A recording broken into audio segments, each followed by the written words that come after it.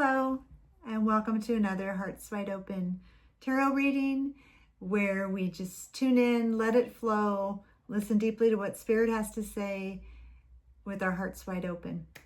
So today I'm going to be doing a Halloween pick from the Halloween deck. This is by Stacy Demarco, and I've done a couple of these, and I've actually just shuffled and 5 cards fell out. So I just went with it instead of shuffling and picking here. And I'm just gonna dive right in to this. Dive right in. Spider came up, was the first card. And spider weaves its own web, right? Community and web weaving. So the web could be seen as almost like the community, you know, your friendship gatherings, maybe perhaps your town. There's a lot of different lights up in here. I'm seeing that as spirits, souls, different people, and the spider weaving with one community, entangled. Let's see. We don't want to be entangled in a web, right? So what I'm feeling with this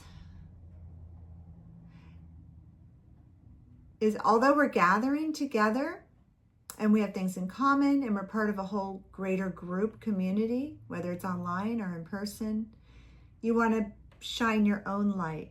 You want to be who you are and not be entrapped into like a group thinking, but to actually be yourself and weave your own web and tell your story, okay? So yeah, like I said, it was a chunk of cards that fell out. The next card I got was Zombie. Makes me think of The Walking Dead. And Control, it says Control. So in today's times, there's a lot of stuff going on. There was even talk of the zombie apocalypse, you know. I mean, I think the CDC even had like this on their site of what to do in case of it. I remember seeing that several years ago.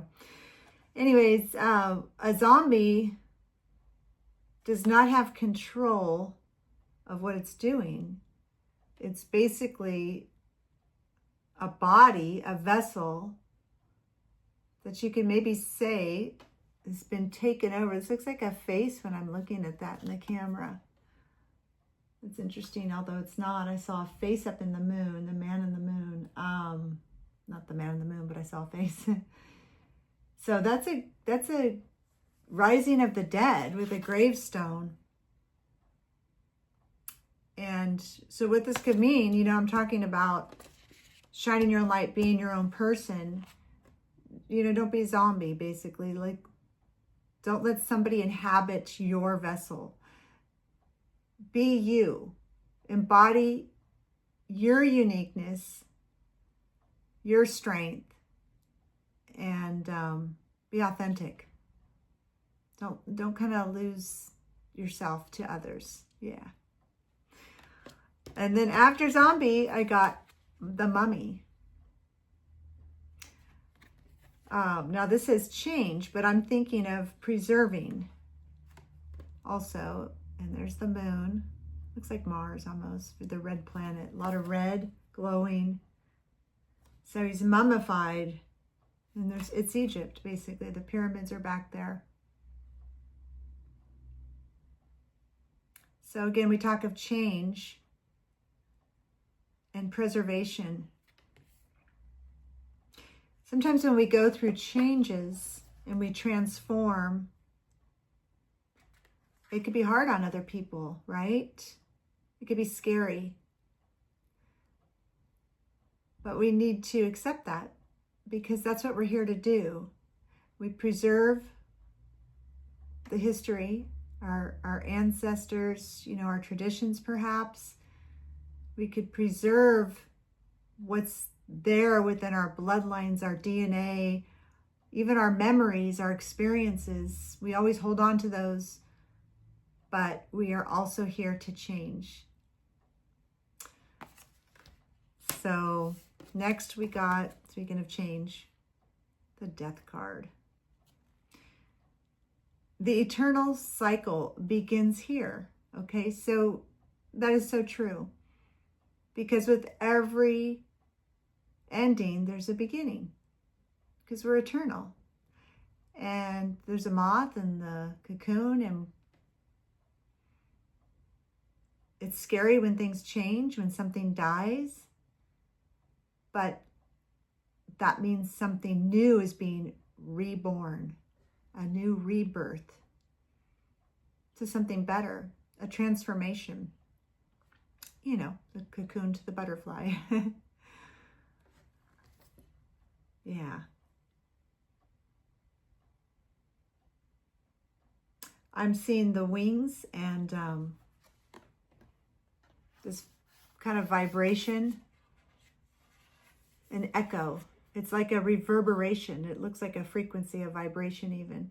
So through this metamorphosis and this transformation, remember that you're transforming and going through this suffering almost to transform into something more beautiful is going to reverberate out as you fly to others around you, and especially your family, you know, through your DNA. You're actually affecting and changing those that are around you as well as yourself. So that's the rebirth and the beauty of it. Okay, and then the final card that came out, and I got tricked on this because I was shuffling and these cards came out, and I thought, well, let me pull one more just to get a card. And I heard, well, you already have your extra card, because I had laid these out. There was two stuck together because I wanted a fun card. I didn't want to leave on death. So I pulled this, so this card was already there. And trick or treat, mischief and play. And this is a reminder, you know, to be playful, inner child. A lot of people are taking this very serious. The veil's very thin. And we do know that, you know, there are some nefarious things that take place during these times. The goblins, the ghosts, the powers that be even. Pulling in sources across the veil as the veil's thin. But what we need to remember is the playfulness, the fun, the gathering, again, the community. Look what Halloween does with the community and the children. I can't wait. This is my house, the Mystic Manor now. It'll be my first Halloween. I can't wait till the children knock on my door and I get to see all the costumes and all their fun, and them, even if they're wearing a mask or whatever, they're just playing and having fun, and they're getting to know their neighbors, and they're saying thank you, and we're giving, and there's a lot of joy too. So everything could be looked at, you know, it's a polarized world, two different ways. So let's not remember the fun in the mischief in the play, okay? Keep it light. Keep it light and fun. And that is your reading. Thank you so much again for being here. I hope you got something from this.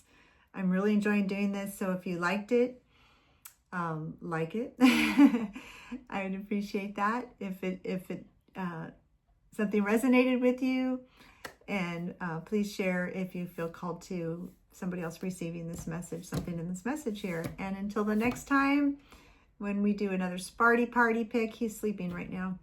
I'll see you then. All right. Take care.